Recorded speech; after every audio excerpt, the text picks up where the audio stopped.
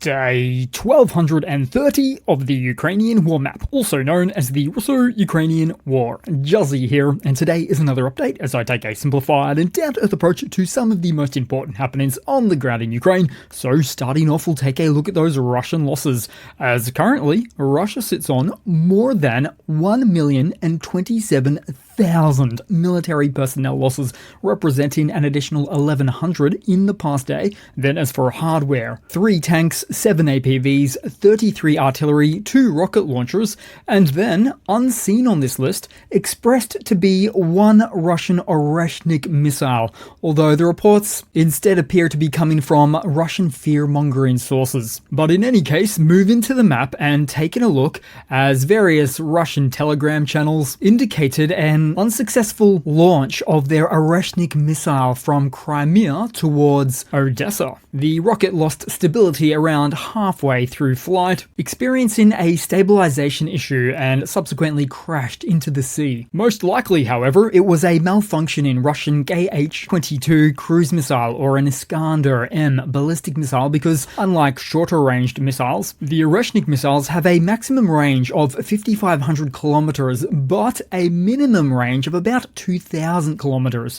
because of its booster phases that have to minimally push it up to the right orbit during the launch phase. Interestingly, if it were to have actually been an Oreshnik missile that was launched from Crimea to Odessa at some 400 to 500 kilometers away, there would very likely have been flight stability issues anyway, targeting such a close site. Now, back in November of last year, we saw testing and a warning of the Oreshnik missile by way of its use on Dnipro of Ukraine. There was minimal damage, but where the launch occurred shortly after a phone call between Russian officials and leaders from the US and France, suggesting a deliberate timing. There's still some mystery that surrounds the true nature of the Oreshnik missile, designated as the RS-26 Intermediate Range Ballistic Missile, a platform which is derived directly from the RS-24 Yars Intercontinental Ballistic Missile.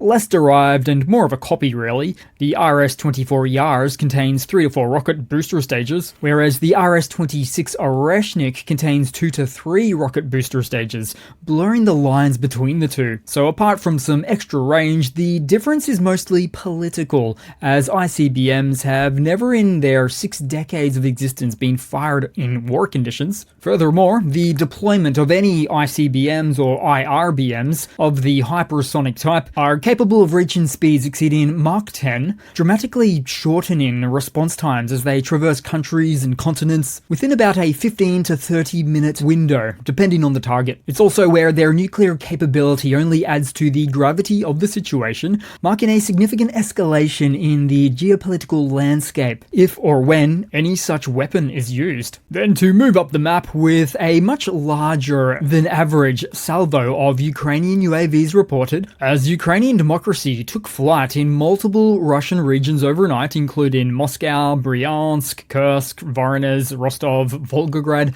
Kaluga, and more. In the morning, Ukrainian kamikaze drones struck the Krasnozavodsk chemical plant northeast of Moscow city, and for a facility inside of Russia's military supply chain that produces components for artillery shells, rockets, and ballistic missiles. Then after this, more airport chaos in Moscow for a second day in a row, with 287 flights cancelled and a further 106 delayed amid the mysterious reason given as periodic external interference, quote-unquote, which is clearly an attempt of local authorities to cover their shame in the truth that the airport chaos resulted from more UAV incursions. Even still, the civilian air travelers very well know by now what that periodic external interference means, especially as boredom and gossip runs rampant in those airport terminals. Then moving along the map, same was the case up in St. Petersburg, but with an additional twist this time, as the regional authorities, directed by the local military district, ordered the off switch for cell tower data services as a protective measure against incoming UAVs. And as has happened before with the cascading effect, it led to a partial collapse of the local transport sector, with many stores was forced to switch entirely to cash payments as their payment terminals stopped accepting physical bank cards. Then briefly headed across to Krasnodar territory, where after residents reported hearing explosions and observing unusual objects in the sky, drone fragments fell in the vicinity of the Ilyinsky oil refinery, damaging one of the technological workshops. Local authorities assured no casualties or large fires had been reported and that the situation was under control by emergency services. But given the lack of this type of activity recently, looks like oil refineries might just be back on the menu. Next to Sochi, although this one comes out of yesterday, where a fire broke out at an electrical substation. A bright glow lit up the dark Sochi night,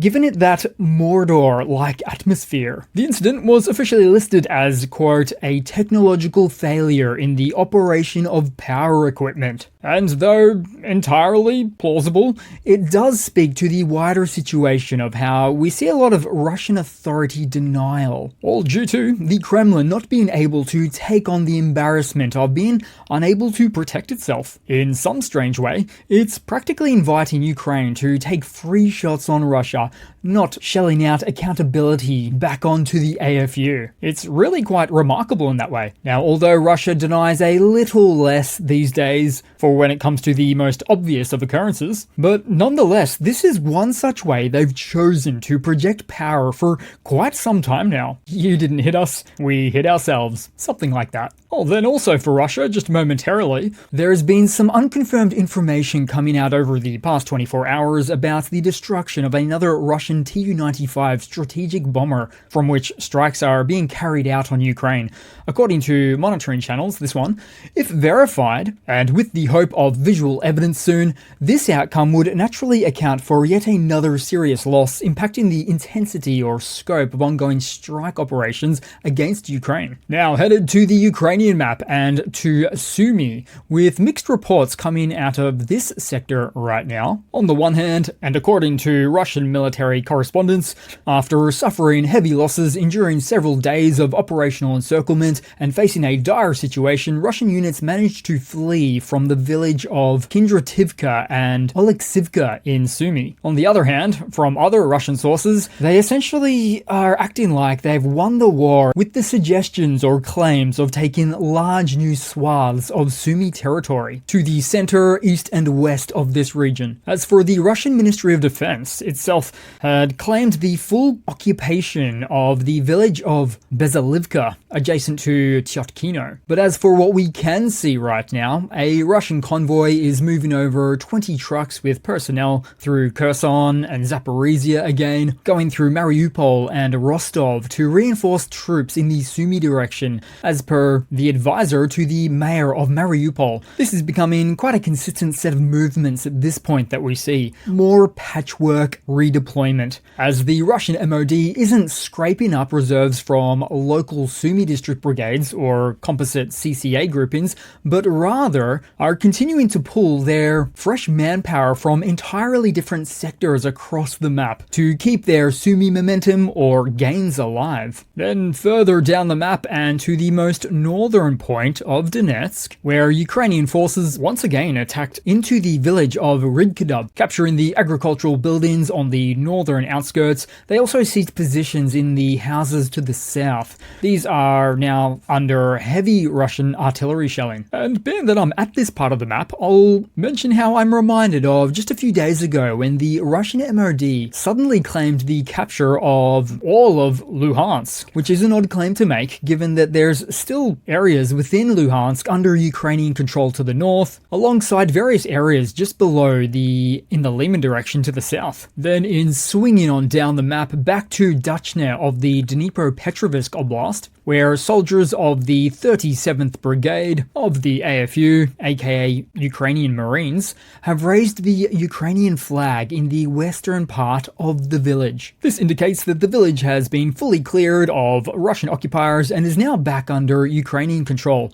Meanwhile, Russian forces expanded their positions at the Pidubna village, south of the main highway that leads to Zaporizhia, the city of Zaporizhia. Then headed across to Kherson, where Russian troops on this front are complaining about a new enemy in the night sky. Seen here, and trying to shoot it down, a high-speed Ukrainian unmanned bomber that is delivering precise strikes on their positions. It's clearly a fixed-wing drone operating at higher speeds than your typical quadcopter or hexacopter drones, designed for higher pace, higher payload, better range, and reusability in mind. Then, looking around the map, the result of a HIMARS strike on a Russian military deployment site. From this event, there was a special thanks and shout out to a Z blogger for helping organize the HIMARS strike, resulting from a substantial failure in OPSEC due to an online post made. Also on the map, more precision seen from the modular air-to-ground armament of the highly agile modular munition extended range weapon,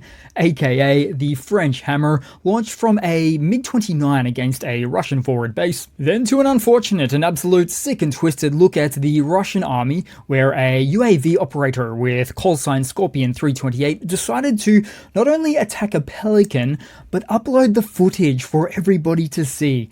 And I often wonder why many Russian soldiers upload photos or video that they would be better off omitting, but starting to believe that many of them just have an affinity for destruction of any kind. Then lastly, to show another Russian TOS-1A heavy flamethrower that was destroyed in the field, and with so few available these days, it's likely they pulled this one from their Far Eastern reserves, demilitarizing themselves in the process. Now headed to some news, and starting out where Russia's state statistics agency, Rosstat, has not only abruptly stopped publishing overall death figures, but has also significantly curtailed the release of nearly all demographic data, going well beyond just mortality rates. Gee, not suspicious at all.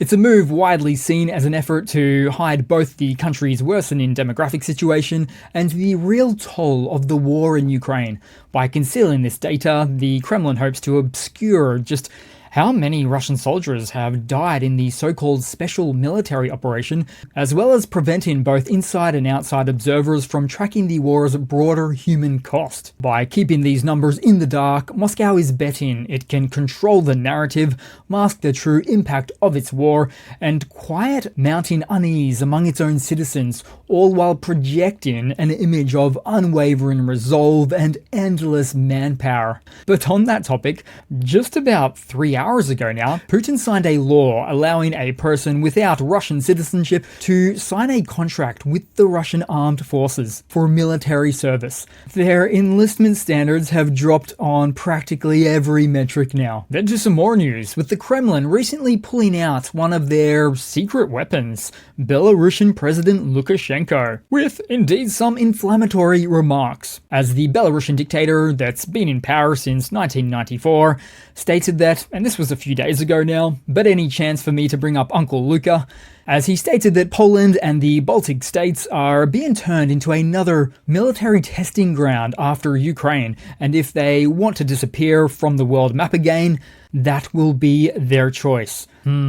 Ultimately, Lukashenko's fiery warning is all about sending a message, stirring up fear, boosting his own image as a Kremlin loyalist, and trying to make Poland and the Baltics think twice about hosting Western troops. It's classic posturing from a longtime dictator, escalate the rhetoric, distract from a set of problems at home, and show that he's still a relevant player on the regional chessboard. That's our crazy Uncle Luka. Then to round off the video with not funny, but it is an utter joke, because gathering in Brazil, BRICS leaders convened and issued a joint statement condemning, among other things, attacks on Russia's railways. Yet, notably, they avoided urging Russia to halt its war against Ukraine, its attacks, its missiles, its drones, its strikes on Ukrainian cities. So when the world's so-called emerging powers gather to defend railway tracks in Russia but can't muster the words to condemn a full-scale invasion, it's hard to tell if we're looking at a summit or a lost and found for missing backbones. So that's it for today, guys. Thanks again for watching. Please continue to like, comment, subscribe, and I do hope to see all of you guys there in the next one. Cheers!